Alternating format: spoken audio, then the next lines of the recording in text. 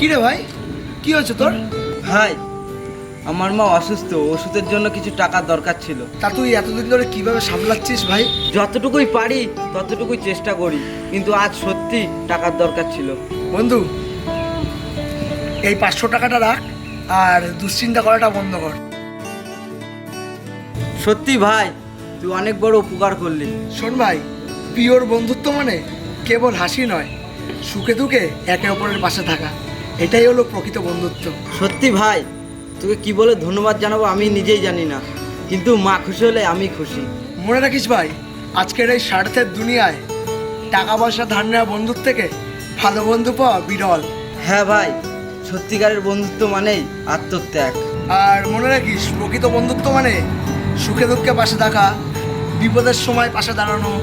আর প্রকৃত বন্ধু যে সে কখনো তোকে জাজ করবে না।